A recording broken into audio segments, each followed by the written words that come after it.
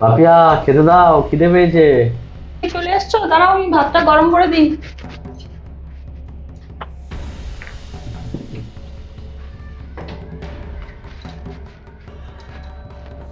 আরে এটা কি করছো তুমি? ফ্রিজ থেকে ভাত বার করছো কেন? ভাত রান্না করোনি?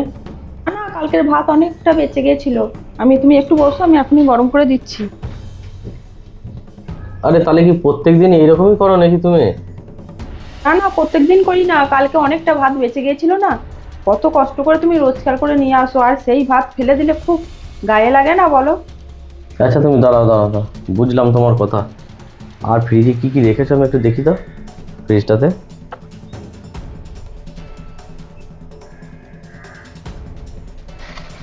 এগুলো কি?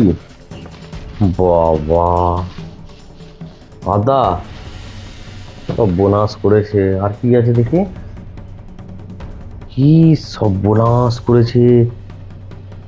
খোসা ছাড়ানো পেঁয়াজ, খোসা ছাড়ানো রসুন। এটা কি আছে গো? এটাতে কি আছে? এটা আদা বাটা। এ বাবা, ছি, ছি, ছি, ছি, ছি, কি কাণ্ড করেছে এরা।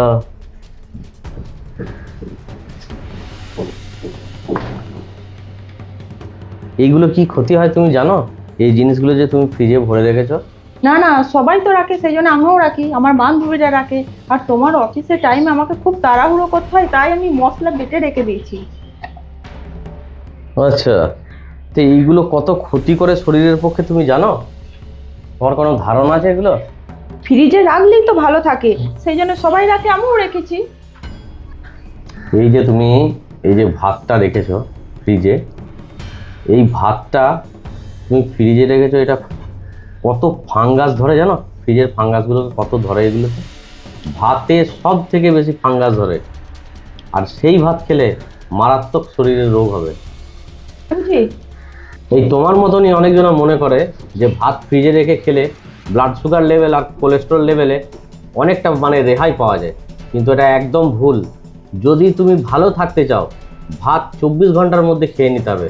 আর যদি খেতেই হয়, পান্তা ভাতে কিন্তু প্রচুর উপকার আছে। তোমাকে কিভাবে খেতে হবে?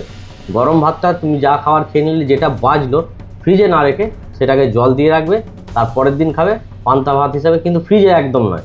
তাহলে কিন্তু সেটা উপকার দেবে। আর তুমি যে এই যে ফ্রিজে রেখে দিচ্ছ, ভাতের সব থেকে বেশি ফাঙ্গাস ধরে। আর ওই ফাঙ্গাস হওয়া খাবার যদি খাও, শরীরে প্রচণ্ড ক্ষতি করবে। তাই বুঝি, এই কথাটা তো আমার জানা ছিল না।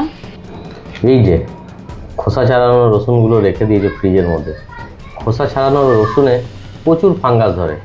আর এই ফাঙ্গাসটাকে ক্যান্সারের সঙ্গে তুলনা করা হয়েছে। আমরা যখন এনে দিই বাজার থেকে, যখন সবজি এনে দিই, সবজি কিনে নিয়ে এসে দিই, তখন আমরা গোটা রসুন এনে দিই, ভালো দেখে ফ্রেশ দেখে গোটা রসুন এনে দিই। সেই গোটা রসুন যতটা পরিমাণ লাগবে সেই পরিমাণই রান্না করবে, আর সেই পরিমাণই খোসা ছাড়াবে। খোসা ছাড়িয়ে রসুন কিন্তু রাখবে না, তাতে কিন্তু ফাঙ্গাস ধরবে এবং শরীরের ক্ষতি, মানে ক্যান্সারের সঙ্গে একদম তুলনা করা হয়েছে এটা। তো যতটা পারবে রসুন কিন্তু ওই বাজার থেকে আনা রসুন খোসা ছাড়িয়ে যেটুকু লাগবে রান্না করে, বাকিটা কিন্তু গোটাই রেখে দেবে। আর একদমই ফ্রিজে রাখবে না, ফ্রিজের থেকে অনেক দূরে রাখবে। এটা কিন্তু মাথায় রাখবে সবসময়।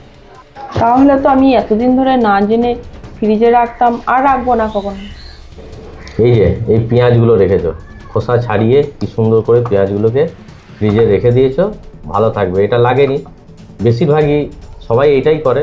এই যেমন অর্ধেক পেঁয়াজ লেগেছে, অর্ধেক পেঁয়াজ তোমার থেকে গেছে, তুমি এটা ভরে রেখে দিবে। পেঁয়াজ হচ্ছে একটা এমনই ফসল যেটা হচ্ছে গিয়ে কম তাপ নিয়ন্ত্রণ করে।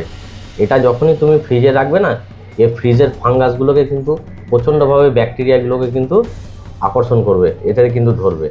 আর এটা খেলে তখন প্রচণ্ড শরীরে ক্ষতি হবে। এটা কিন্তু একদমই করবে না গো। খোসা ছাড়িয়ে পেঁয়াজ কি দরকার আছে তোমার ফ্রিজে রাখা? পেঁয়াজ সবসময় বাইরে রেখে দেবো। আর খোসা ছাড়ানোর কি দরকার আছে? যেটুকু লাগবে সেটুকু ব্যবহার করবে। আর এই যে আদা, আদাটাকে তুমি কি সুন্দর চিকচিকিতে ভরে ফ্রিজে রেখে দিয়েছো।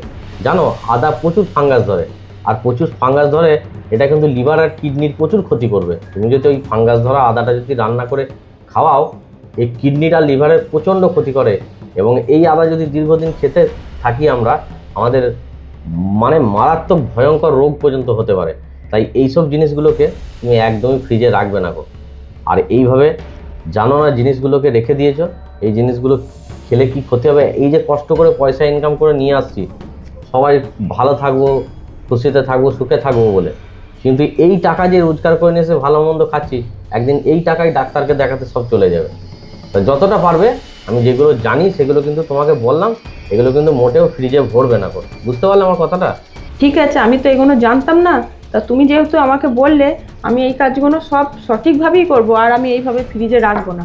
আর আমি আমার বাপের বাড়িতে, আমার বন্ধু বান্ধব সার্কেলকে সবাইকে আমি এই কথাটা জানাবো। যে শুনবে তার উপকারে লাগবে, আর যে শুনবে না তার উপকারে লাগবে না। আর এখনকার দিনে মানুষ তো বেশিরভাগ অভ্যাসের দাস। হ্যাঁ, একদম এসব জিনিস ফ্রিজে রাখবে না গো, তাদের সবারই শরীর ভালো থাকবে। আর আমার যে সমস্ত বন্ধু বান্ধব আছে, আমি তো সবাইকে মোটামুটি এই জিনিসটা আমি বলেছি, আর তুমিও অবশ্যই জানিয়ে দিও। আর কে শুনবে না শুনবে সেটা তার ব্যক্তিগত নিজস্ব ব্যাপার। অনেকজন হয়তো তোমাকে এরকমও বলবে যে দীর্ঘদিন ধরে আমরা এইগুলো ব্যবহার করে আসছি, কয় কোনোদিন তো কিছু হয়নি গো। হ্যাঁ, ওইসব ফালতু কথা বলছে, ফালতু বকছে। যে শুনলো তার কাজ হবে, যে শুনলো না তার কাজ হবে না।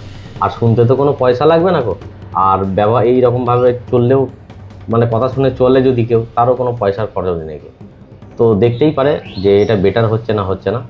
আমার যেটুকু বলার আমি সেটুকু বললাম। হ্যাঁ, সেরকম তুমিও তোমার বন্ধু বান্ধবকে সবাইকে বলে দিও, ঠিক আছে? হ্যাঁ, একদম।